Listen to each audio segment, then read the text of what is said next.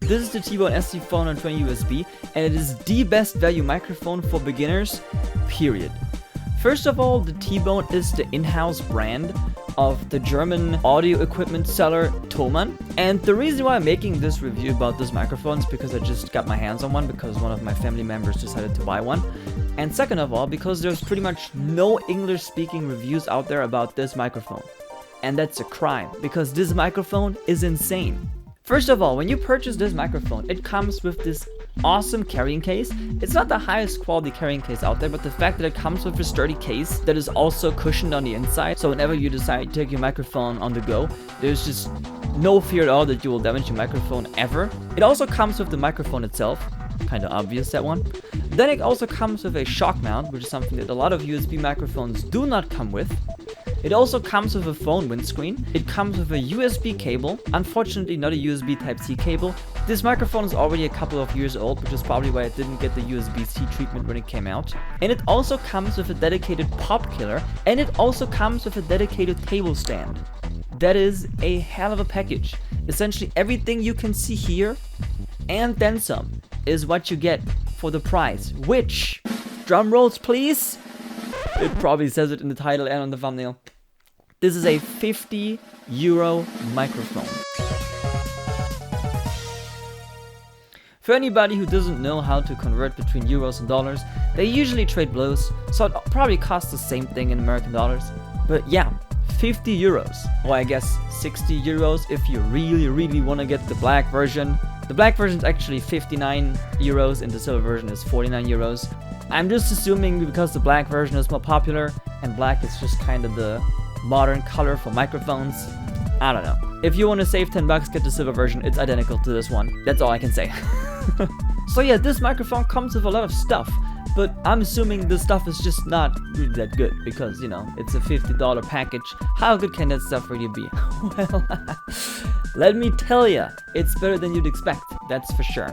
First of all, the microphone itself is entirely made out of metal, which is a good thing. It's not really that uncommon for microphones these days, even cheaper ones to be made out of metal, but you know, it's still a pretty good microphone, it's beefy. The microphone has a headphone jack at the front, which allows you to monitor yourself, what you're talking into the microphone in real time, which is pretty handy. It also has a dedicated mute button. This button is a button though, and not like a capacitive switch or anything, so it's very likely that you're gonna hear the button press whenever you mute yourself. And the microphone itself doesn't really require any drivers to be used, so it should work on pretty much any device that you plug it into. Second of all, the shock mount. The shock mount is actually pretty decent, and it actually does come with a shock mount, unlike many other cheap microphones these days. I'm pretty sure this shock mount was specifically designed for this microphone because it has this little cutout in the front specifically for the headphone jack, so you can still use the headphone jack while the microphone is sitting in the shock mount. And then the Popkiller itself is also pretty good. It's pretty sturdy, it stays in place fairly easily, and I think it has 2 layers, which is also pretty decent. And then the mic stand. Oh my, this is probably the best mic stand you have ever seen on a cheap microphone. Not only is this stand heavy, so you're not gonna knock the microphone over an accident, but it is also sturdy and it is also high, which is something that comes really in handy for desktop stands.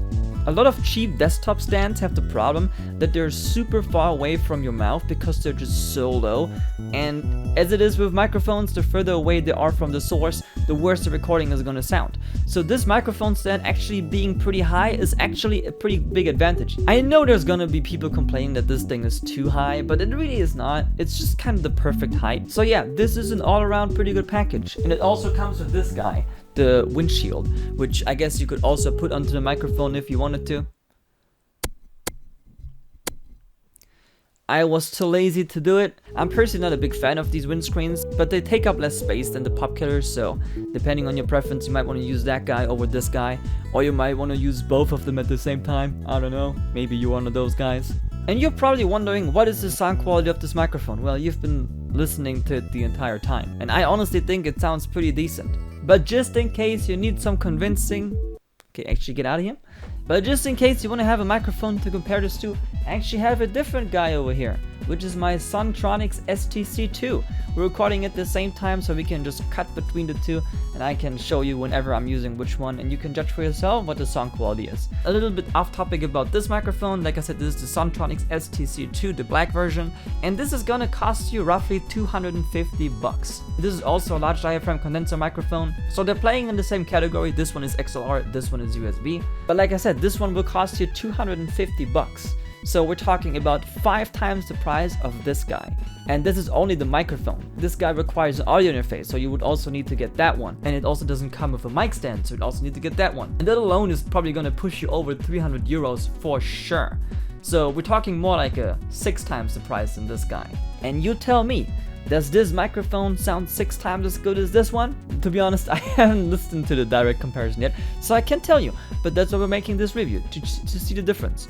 Let's just do a quick spoken word test. Both of those microphones sit roughly 20 centimeters, I don't know how many inches it are, 8 inches, I don't know, away from my mouth, about a 45-degree angle each, so they're the same distance.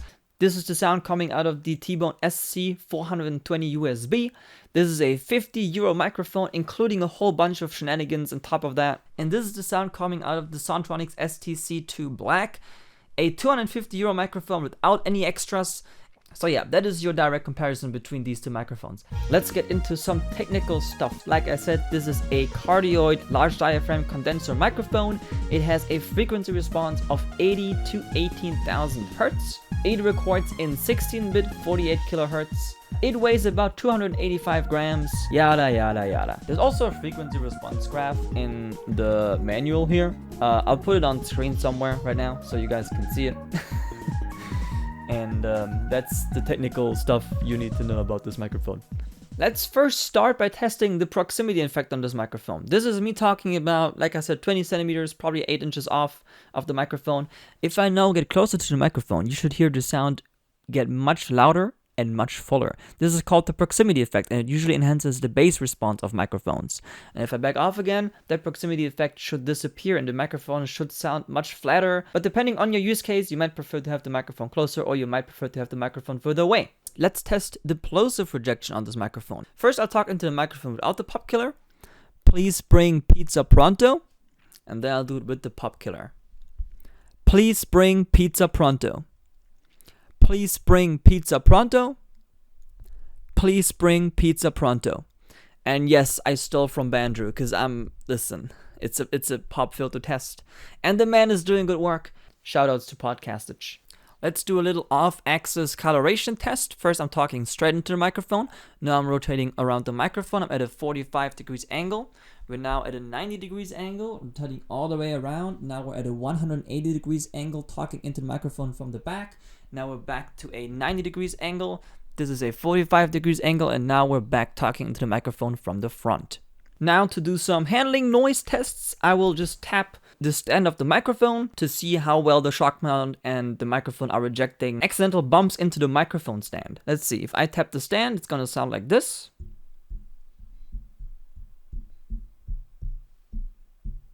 If I'll tap the shock mount, it's gonna sound like this. And if I bump into the microphone itself, it's gonna sound like this. The microphone is now sitting on the table in front of me. Look how low this table is. You can't even see the half of the mic stand. And still, this microphone is at such a height that it's still very respectably close to my mouth, despite all of that. So that just puts to show that having a high mic stand, a high desktop stand, is actually a blessing, not a curse. Let's do a quick test on what it would sound like if I were to bump against the table.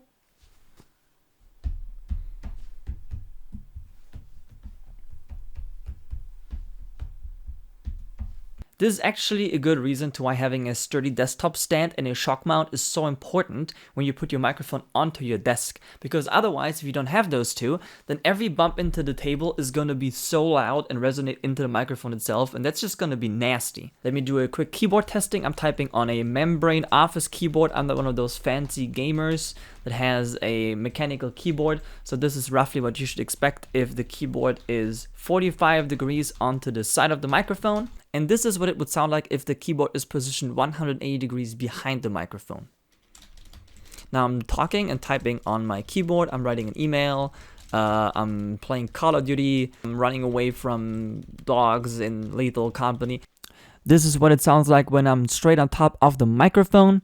This is what it sounds like when I'm at a normal microphone distance of around 15 centimeters. This is what it sounds like when I'm about 30 centimeters away from the microphone. This is what it sounds like when I'm half a meter away from the microphone. This is what the microphone sounds like when I'm over a meter away from the microphone. And this is what it sounds like when the microphone is half the room away. On to the last test where I'll press the mute button while talking to see if the mute button is gonna cause any unwanted noise to make it into the recording. So now I'm pressing the button and the button again, and now you should be able to hear me again. Because this is a physical button, not a capacitive switch, I'm assuming you're gonna hear the click of the button fairly loudly. It's just something to keep in mind whenever you're like in a conference call with people, that they will hear when you mute and unmute yourself. But yeah, that around sums up everything I wanted to say about this microphone. I guess I could talk a little bit about the design, because I personally think this microphone is incredibly pretty. First of all, the black version, it's modern. It's just kind of what you would expect a modern condenser microphone to look like. In fact, if I bring back my other microphone, these two microphones, they look shockingly similar. Something that I kind of just noticed, but they have almost the exact same shape. This one's a little beefier, this one's lighter, but the general aesthetic is very comparable. Also, this microphone doesn't really have any RGB, which I guess is a little bit off-putting for a lot of the gamers out there, but I personally don't care about RGB on my audio equipment. I guess this microphone has two LEDs. One of them is on the mute button, which glows in like slight orangish red, and the other one is inside of the microphone, a little blue LED that is pointing directly at the capsule inside. It is very subtle and you might not even notice it straight away, but it's kind of a decent touch and it's very inoffensive.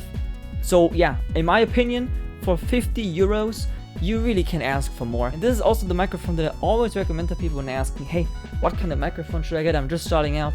I want to have something that sounds better than my headset or my webcam or whatever. I'm pointing to this guy. And I think more people should know about this guy, because this microphone is really good, especially for the price. Oh, I guess there's also the drawback that the shock mount that comes with this microphone is only a 5/8 inch thread, so it doesn't connect to most standard mic stands. I believe most mic stands use a 3/8 inch thread. So in order to mount this microphone onto a stand like this, you would need to get an adapter, but these screw adapters, they're like so cheap, you would probably get them for free if you ask nicely. Listen, if that's gonna be a reason for you to not get this microphone, then I don't know, man. I don't know. So yeah, my conclusion of this microphone is this is kind of just the GOAT for the sub $50 or 50 euro price point. It has a good quality, both build quality and sound quality, and most importantly, in my opinion, it comes with everything you would possibly need as a beginner. And yeah, it's just an overall good buy. That's all I have to say. I hope you enjoyed the video. I most certainly did, and I hope I see you guys and gals all next time. Have a good one. Bye bye.